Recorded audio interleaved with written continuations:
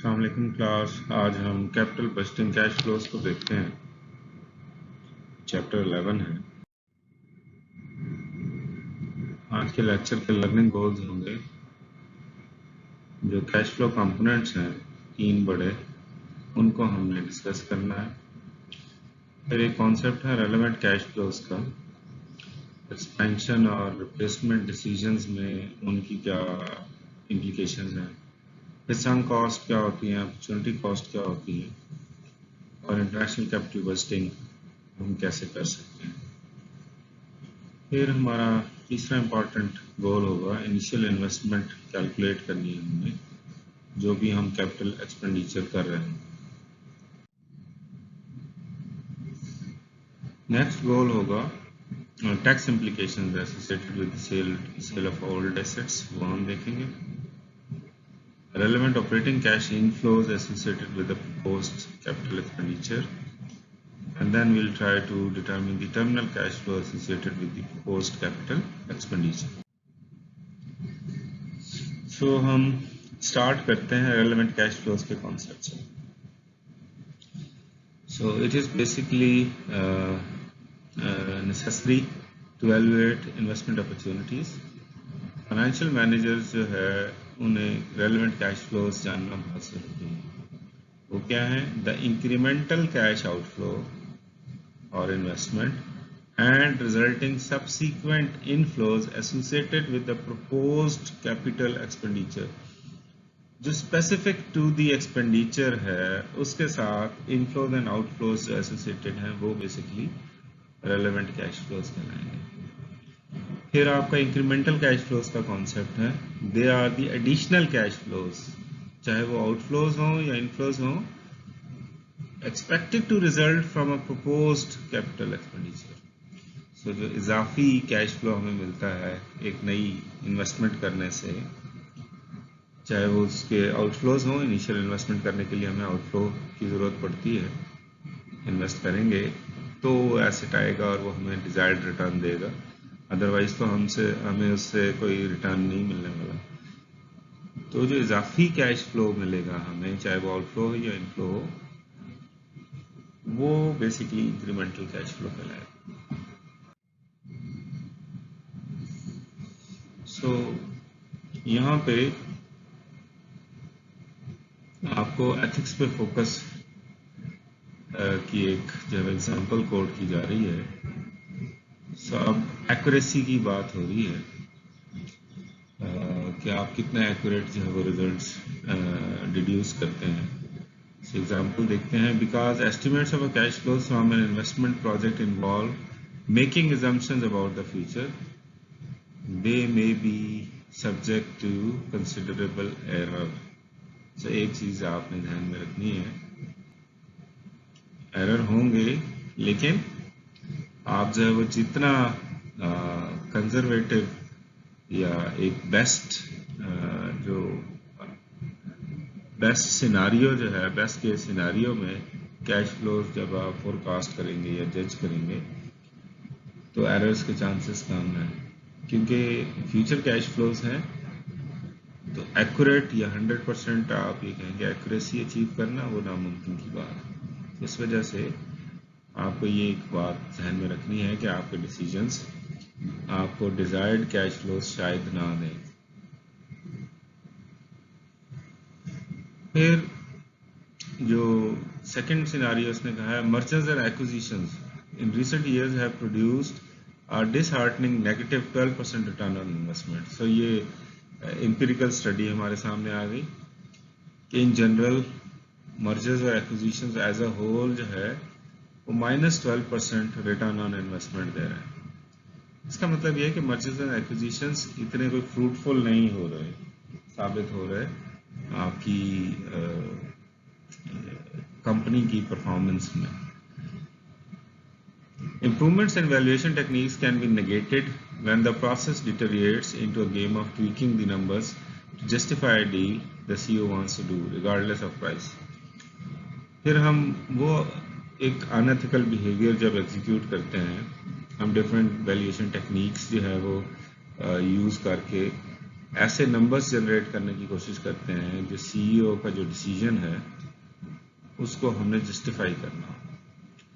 तो ये जो नंबर वेरिएशन है ये भी एथिकली जो है वो क्वेश्चन मार्क है हमारे लिए, और उसकी वजह से जो है वो रॉन्ग डिसीजन जो है वो आप करते हैं और आपको फिर नेगेटिव रिटर्न्स मिलते हैं, या जो आप एक्सपेक्ट कर रहे थे वो रिजल्ट्स नहीं मिलते, जिसकी वजह से एक्यूरेसी लॉस आपको फेस करना पड़ता है।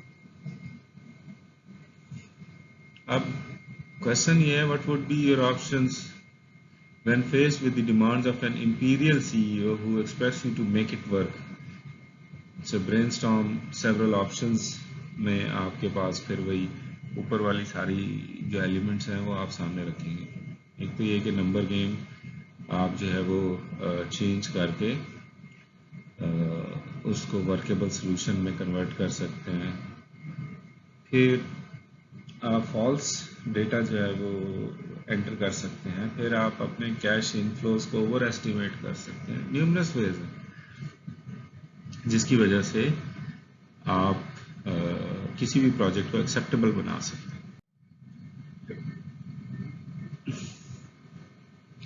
अब रेलेवेंट कैश फ्लोज में मेजर कैश फ्लो कंपोनेंट्स कौन कौन से हैं? 3 कंपोनेंट्स हैं। एक इनिशियल इन्वेस्टमेंट है, ये रेलेवेंट कैश फ्लो है for a propose project at time 0, यानी ये आउटफ्लो होगा नॉर्मली। फिर ऑपरेटिंग कैश इनफ्लोज है, these are the incremental after tax cash inflows resulting from implementation of a project during its life. So ये आप उससे जो बेनिफिट्स हैं, प्रपोज्ड बेनिफिट्स फ्यूचर में आपको कितने मिलने वाले हैं। देन कॉन्सेप्ट है टर्मिनल कैश फ्लो का, the after tax non operating cash flow. पिछला ऑपरेटिंग था, अब non operating cash flow occurring in the final year of the project. It is usually attributable to the liquidation of the project. जब हम project खत्म करते हैं उस वक्त जो है हमें कितना कैश फ्लो जो है वो रिसीव हो रहा है, स्पेशली आफ्टर टैक्स देखना है। तो कैश फ्लो कंपोनेंट्स अगर आप देखें इस एग्जांपल में, तो ये जो 50,000 है ये आपकी इनिशियल इन्वेस्टमेंट है टाइम 0 पे। फिर आपको जो टाइम 1 पे 4,000 मिल रहे हैं, 2 पे 5,000, 3 पे 6,000, 4 पे 7,000, 7,000 5th ईयर भी, and so through out the life आपको जो कैश फ्लोज मिल रहे हैं 10,000 लास्ट ईयर में मिल रहा है, ये सारे आपके ऑपरेटिंग कैश इनफ्लोज कहलाएंगे। ये सारी जो कैटेगरी हमने हाईलाइट कर रखी है। इसी तरह टर्मिनल कैश फ्लो की बात की थी हमने, लास्ट ईयर में आता है। जब प्रोजेक्ट वाइंड अप होगा तो इस मशीन से हमें कितने रिसीव हो रहे हैं फॉर एग्जांपल, तो हमें ये पता लगता है कि हमें 25,000 जो है वो लास्ट ईयर में रिसीव हो जाएंगे, तो ये टर्मिनल कैश फ्लो कहलाएगा। और ये चूंकि पॉजिटिव नंबर है तो ये इनफ्लो होगा। अगर ये नेगेटिव होता, फर्ज करें बार प्रोजेक्ट्स को वाइंड अप करने में आपको कॉस्ट क्लियर करनी पड़ती है, तो ये आउटफ्लो कंसिडर होगा माइनस नंबर होते हुए।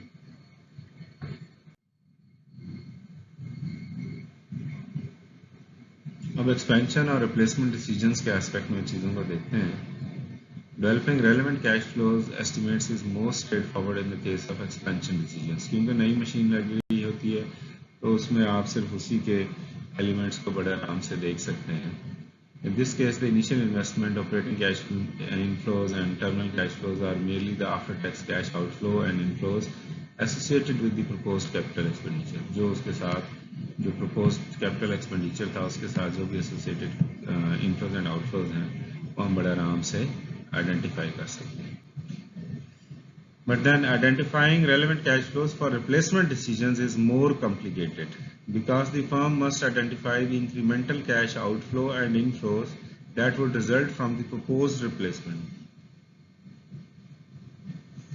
तो इसमें आपको कंपेयर करना होता है कि आप ओल्ड मशीन से या ओल्ड प्रोजेक्ट से कितना एक अर्न कर रहे थे, और अगर आप उसको रिप्लेस करते हैं विद न्यू वन तो उससे कितना अर्न कर रहे थे। फिर आपको बेसिकली उनका डिफरेंस देखना होता है, तो ये इंक्रीमेंटल कैश फ्लो आ जाएगा कि उसकी वजह से, नई मशीन आने की वजह से या नया प्रोजेक्ट लगाने की वजह से आपको कितना एडिशनल बेनिफिट मिल रहा है। और क्या वो उस कॉस्ट को जस्टिफाई करता है जो एडिशनल कॉस्ट है।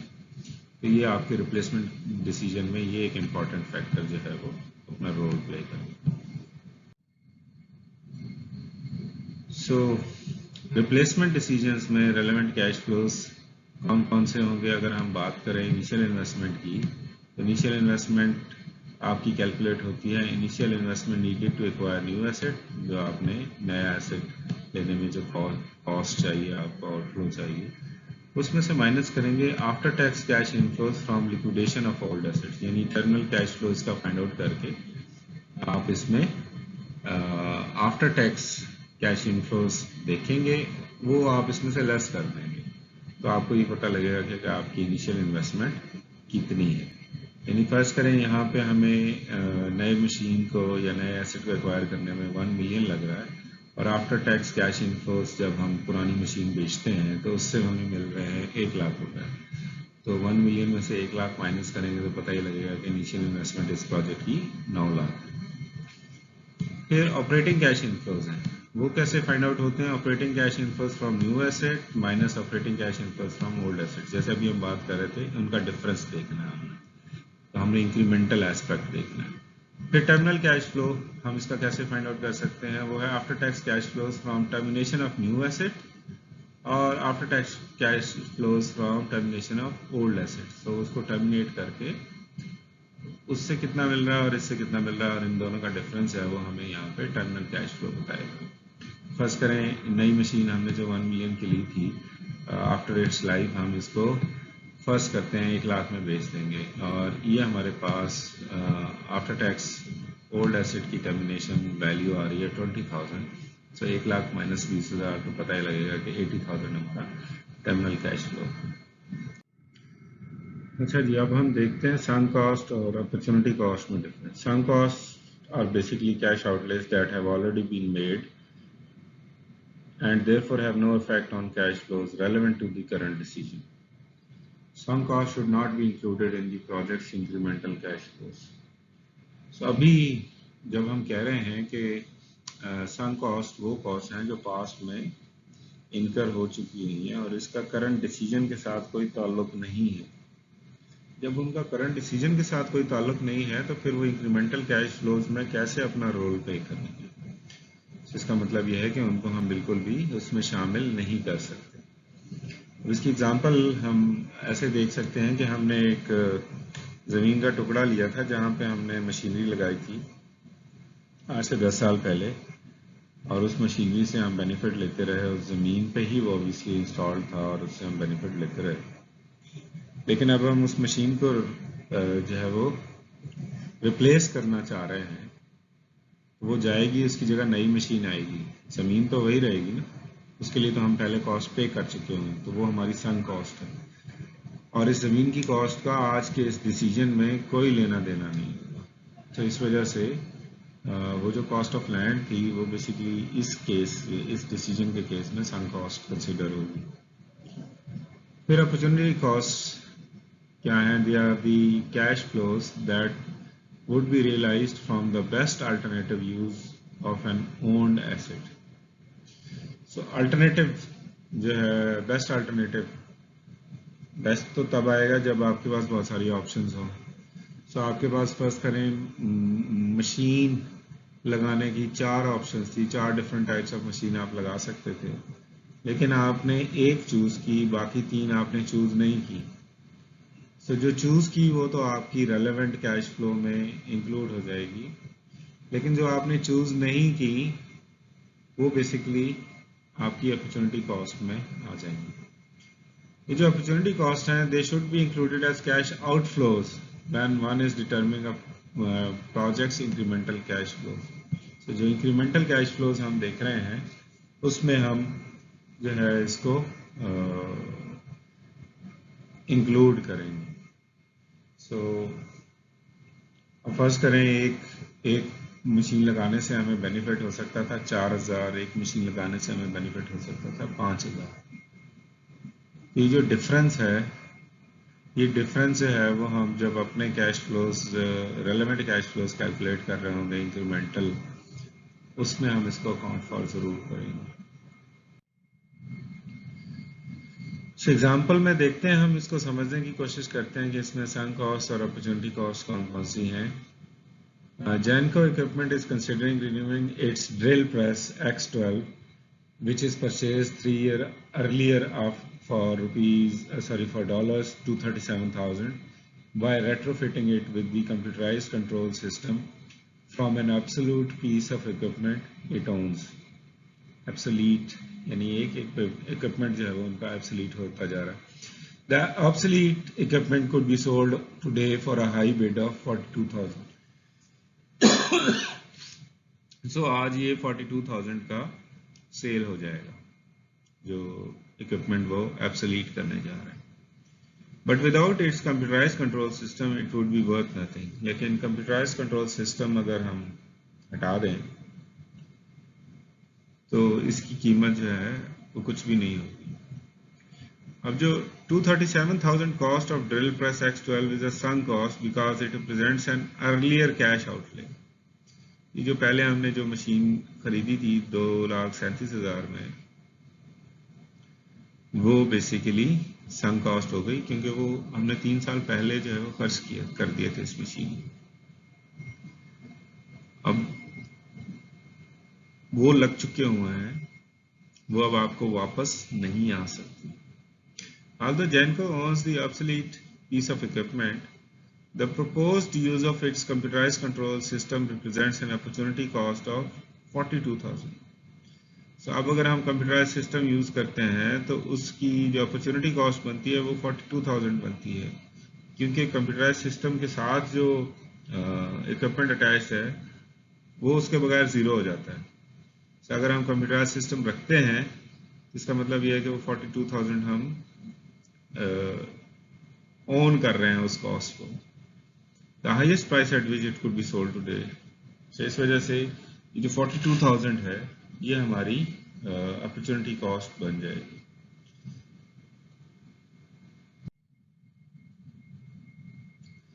फिर international capital wasting and long term investments का कॉन्सेप्ट है हमारे पास. So international capital vesting differs from the domestic version because पहला important element, cash outflows and inflows occur in foreign currency. तो यहाँ पे exchange rate का element आ गया. Long term currency risk can be minimized by financing the foreign investment at least partly in the local capital markets. So जो long term currency risk है, क्योंकि currency risk इसलिए कह रहे हैं कि exchange rate fluctuate होता है और in a country like Pakistan तो हमारी इकोनॉमी में तो एक्सचेंज रेट कंटिन्यूसली अपवर्ड जा रहा है. सो जिसकी वजह से हमारे रिस्क जो हैं वो खास तौर पे आउटफ्लोज के कॉन्टेक्स्ट में अगर हम देखें, जब एक्सचेंज रेट बढ़ रहा हो तो आउटफ्लोज हमारे ज़्यादा हो जाएंगे. तो इस वजह से हमें अच्छा खासा रिस्क बियर करना पड़ता है. तो उसको हम रिड्यूस कर सकते हैं किसी हद तक कि कुछ जो है वो हम फाइनेंसिंग जो है या मशीनरी की जो बाइंग है वो हम लोकल कैपिटल मार्केट से करें. Likewise, the dollar value of short-term local currency cash flows can be protected by using special securities and strategies such as futures, forwards and option market instruments. हम अपने risk को hedge कर सकते हैं by investing in futures, forwards और options. So अगर हमने hedge कर लिया है, hedge के मानी है रिस्क को कवर कर लेना, ढांप देना, तो हमें जो है वो बहुत ज़्यादा उसमें बेनिफिट मिल जाएगा कि हमें जो एक्सचेंज रेट में फ्लक्चुएशन की वजह से रिस्क फेस करना पड़ रहा था वो अब हम ना कर पाए. दूसरा एलिमेंट जो था, जो डिफरेंट था, foreign investments entails potentially significant political risk. जब हम इंटरनेशनली इन्वेस्ट कर रहे होते हैं पॉलिटिकल रिस्क बहुत ज़्यादा हमें फेस करना पड़ता है. And they can be minimized by using both operating and financial strategies. हम operational और financial strategies ऐसी लगा सकते हैं जिसकी वजह से हमें political risk कम से कम फेस करना पड़े. इसमें एक कॉन्सेप्ट आ जाता है फॉरेन डायरेक्ट इन्वेस्टमेंट का. The transfer of capital, managerial and technical assets to a foreign country has surged in recent years. ये काफ़ी हद तक आपकी इसमें इंक्रीज आई है. As a matter of fact, FDI in US की बात करें हम तो 2008 US was the world's largest recipient of FDI, receiving more than 325.3 billion in FDI, a 37% increase from the previous year. ये 2008 की बात हो रही है. $2.1 trillion worth of FDI in US at the end of 2008 is equivalent to approximately 16% of US GDP. और ये जो amount थी ये बेसिकली 16% of US GDP थी, which is a huge number. So FDI जो है वो इंटरनेशनल जो कैपिटल बजटिंग है उसको प्रिडिक्ट करने में आपको हेल्प करती है इन अ सेंस कि कौन कौन से मुल्क कंट्रीज में जो इन्वेस्टमेंट्स है वो तेज़ी से हो रही हैं, और उसकी वजह से आपको ये लगता है कि उनकी जो इकॉनमी है वो स्ट्रेंथन हो जाती है. ख़ास तौर पे यूएस की बात जब हम करते हैं तो US dollar international trading currency भी है, जिसकी वजह से उसकी इम्पोर्टेंस और ज़्यादा बढ़ जाती है. जितनी ज़्यादा जो है वो इन्वेस्टमेंट यूएसए में हो रही है, इसका मतलब ये होगा कि वो जो इकॉनमी है वो स्टेबलाइज्ड है, जो करेंसी है वो भी स्टेबलाइज्ड है, और उसके अगेंस्ट जो मूवमेंट्स हैं बाकी करेंसीज की वो वीक भी हो सकती हैं. जैसे पाकिस्तान जैसे मुल्क की जो है वो एक्सचेंज रेट उसके साथ बढ़ने का मतलब ये है कि हमारी करेंसी वीक हो रही है. ग्लोबल फोकस देखें हम तो चेंजेस में influence future investments in China. जो foreign direct investment in China है, not including banks, insurance and securities, amounted to 90 billion in 2009. China में with over the past years बहुत ज़्यादा ह्यूज इन्वेस्टमेंट्स हुई हैं, खासतौर पे 9/11 के बाद. तो 2009 की फिगर वो बता रहा है कि 90 बिलियन US डॉलर्स की फॉरेन डायरेक्ट इन्वेस्टमेंट चाइना में हुई. China allows 3 types of foreign investments. कौन सी? पहली है a wholly foreign owned enterprise in which the firm is entirely funded with foreign capital, जिसमें सारे पैसे जो है वो फॉरेन कैपिटल यानी फॉरेन करेंसी में जो है वो इन्वेस्ट होते हैं. फिर एक जॉइंट वेंचर है, a joint venture in which foreign partner must provide at least 25% of initial capital. So joint venture में 25% जो है वो फॉरेन पार्टनर को इनिशियल कैपिटल प्रोवाइड करना पड़ता है. इसका मतलब यह है कि फिर जो लोकल पार्टनर है वो 75% एट मोस्ट कंट्रीब्यूट करेगा. फिर तीसरी टाइप जो अलाउ कर रहे हैं वो है representative office, the most common and easily established entity which can not perform business activities that directly result in profits. तो बहुत ज़्यादा जो है वो प्रॉफिटेरिंग इसमें रिप्रेजेंटेटिव ऑफिस में पॉसिबल नहीं होती. Although China has been actively campaigning for foreign investment, how do you think having a communist government affects its foreign investment?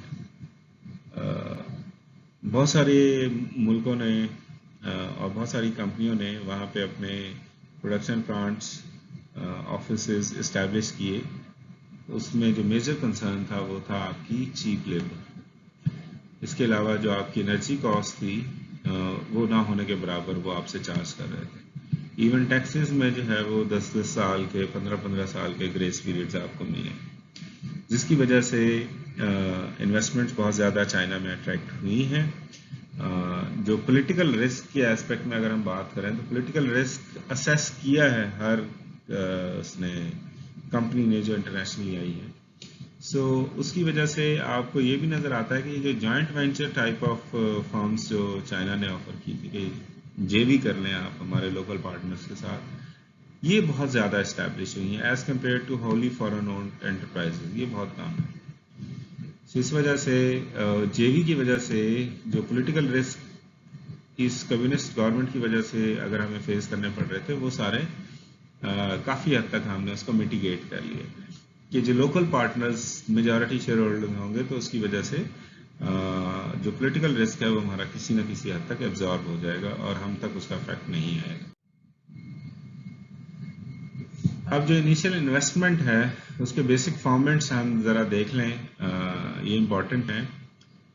ये टेबल्स अगर आपने माइंड में रख लिए तो आपका जो आधे से ज़्यादा बर्डन है वो कम हो जाएगा. सो आपको चाहिए installed cost of new asset, ठीक, और वो कैसे आएगी? कॉस्ट ऑफ न्यू एसेट्स उसमें ऐड करेंगे इंस्टॉलेशन कॉस्ट। ठीक, तो इंस्टॉलेशन कॉस्ट, ये सिर्फ इंस्टॉलेशन कॉस्ट नहीं है। इंस्टॉलेशन कॉस्ट में आप ये देखिए कि और बहुत सी चीज़ें इंस्टॉलेशन के टाइम पे अगर आप ब्रेकअप देखें तो बहुत सारी चीज़ें आ जाएंगी। फॉर एग्जांपल इंस्टॉलेशन के लिए आपको कोई इंजीनियर चाहिए, इंस्टॉलेशन के लिए आपको कोई एडिशनल क्या कहते हैं प्रॉपर्टी इस्टेब्लिश करनी पड़ रही है, कंस्ट्रक्शन करवानी पड़ रही है, वो कॉस्ट चाहिए। फिर इंस्टॉलेशन से पहले की कॉस्ट भी आएगी। फॉर एग्जांपल मैं इंपोर्ट कर रहा हूँ मशीनरी, तो इंपोर्ट ड्यूटी है, इंश्योरेंस है, कस्टम क्लियरेंस है, फिर पोर्ट से मेरी फैक्ट्री तक का जो ट्रांसपोर्टेशन कॉस्ट है, ये सारी कॉस्ट इसमें शामिल होंगी। ठीक, अच्छा, जब हम रिप्लेसमेंट की बात करेंगे तो हमारे पास ये फैक्टर भी होगा जो हम कह रहे हैं कि after tax proceeds from sale of old asset. और ये कैसे फाइंड आउट हो रहा है? Proceeds from sale of old asset हम लेंगे और प्लस माइनस जो टैक्स का इफेक्ट है वो हम देखेंगे। और फिर तीसरा इंपॉर्टेंट फैक्टर है यहाँ पे plus minus change in net working capital. So ये जो तीन फैक्टर्स हैं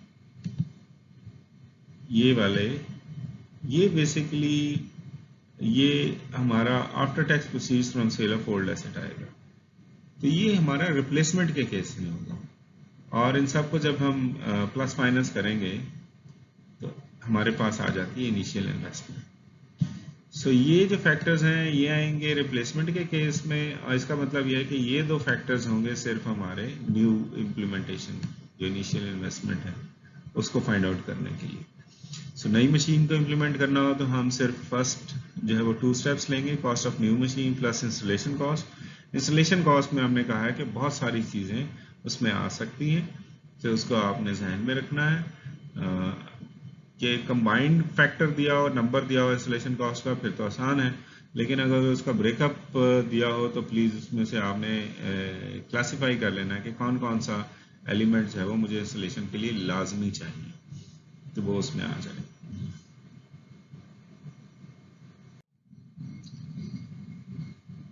सो installed cost of new asset में अगर हम देखें तो cost of new asset is the net outflow necessity to acquire a new asset. और इंस्टॉलेशन कॉस्ट क्या है? They are added cost that are necessity to place an asset into operation. तो उसको ऑपरेशनल करने के लिए जितनी कॉस्ट आपको चाहिए। Installed cost of new asset is the cost of new asset plus its installation cost equals the asset's depreciable value. और ये वो अमाउंट है जो installed cost of new asset हमारे पास आती है, ये वो अमाउंट है जिसमें हम अपनी डेप्रिसिएशन कैलकुलेट करते हैं। तो इस वजह से उसने कहा equals the asset's depreciable value. ये इंपॉर्टेंट फैक्टर है, इसको हमने ध्यान में रखना है, क्योंकि इससे हमें इसकी बेसिस पे हमने डेप्रिसिएशन कैलकुलेट करनी है और आगे चल के हमने उस पर अपने जो कैश इनफ्लोज है उसको कैलकुलेट करना है। तो ये डेप्रिसिएशन की कैलकुलेशन है, ये हमने हमेशा लेनी है installed cost of new asset पे। इसको प्लीज खास तौर पे ध्यान में रखना है हमने। फिर आफ्टर टैक्स प्रोसीड्स की बात हो रही थी from old assets. So after tax proceeds from sale of old assets are the difference between the old asset sale proceeds and any applicable taxes or tax refunds related to its sale. तो ये जो after tax proceeds from sale of old assets हैं वो basically proceeds from sale of old assets, उसके effects और tax on sale of old assets, इनके combined effect से generate होंगे। So proceeds from sale of assets, old assets are basically cash and inflows, net of any removal or cleanup cost. तो इसमें से आपने ये ध्यान में रखना है कि इसमें से माइनस कर देनी है आपने रिमूवल कॉस्ट है, अगर कोई क्लीनअप कॉस्ट है resulting from the sale of existing assets, ये आपने खास तौर पे इसमें से सब्ट्रैक्ट कर लेनी है। फिर जो tax on sale of old asset is the tax that depends on the relationship between the old asset sale price and book value. So sale price और बुक वैल्यू के दरमियान में जो डिफरेंस है उसकी बेसिस पे या तो आपको टैक्स बेनिफिट मिलेगा या आपको टैक्स पे करना पड़ेगा। फॉर एग्जांपल आपने एक मशीन थी जिसकी बुक वैल्यू 50,000 है लेकिन आपने 80,000 की बेची है, जिसका मतलब है आपने इस पर 30,000 प्रॉफिट कमाया। उस 30,000 पे आपको पाकिस्तान में के रूल्स के मुताबिक आपको कैपिटल गेन टैक्स पे करना पड़ेगा, जो कि 17.5%। अगर आप वही 50,000 वाली मशीन 50,000 की सेल करते हैं तो फिर तो कोई प्रॉफिट कोई लॉस नहीं हुआ, तो आपको कोई टैक्स बेनिफिट या एक्सपेंस नहीं होगा। प्रीवियस केस में आपके पास 30,000 पे 17.5% टैक्स जो है वो आपको पे करना था। थर्ड सिनारियो इसमें ये हो सकता है कि बुक वैल्यू 50,000 ही है, लेकिन आपने बेची मशीन है सिर्फ 30,000 की, इसका मतलब है आपको 20,000 का लॉस हुआ है। सो इस 20,000 पे अब आपको टैक्स बेनिफिट होगा। सो टैक्स बेनिफिट जो है वो आपकी सेल प्रोसीड में प्लस हो जाएगा, ये आपने ध्यान में रखना है। और वो टैक्स बेनिफिट उसी रेट से होगा जिस रेट से आप पे कर रहे थे, यानी 17.5% प्रॉफिट के केस में आपको पे करना था, तो यहाँ इस केस में 17.5% आपको सेविंग्स हो जाएंगी। Book value is the strict accounting value of an asset calculated by subtracting its accumulated depreciation from its installed cost. So book value जो है वो हमारी जो फिक्स कॉस्ट शुरू में हमने जो कॉस्ट पे की थी उसमें से डेप्रिसिएशन जितनी थ्रू आउट द ईयर हुई हैं उन सबको माइनस कर लें तो वो बेसिकली बुक वैल्यू हमारे पास जो रिमेनिंग एलिमेंट है वो बुक वैल्यू कहलाता है। और ये इम्पॉर्टेंट है बहुत सारे एसेट्स की, ख़ास तौर पे ये इस रिप्लेसमेंट के केस में कैश फ्लोज को कैलकुलेट करने में ये बहुत ज़्यादा हमें फैसिलिटेट करता है। Okay, that's it for this today's lecture. If you have any queries, please ask.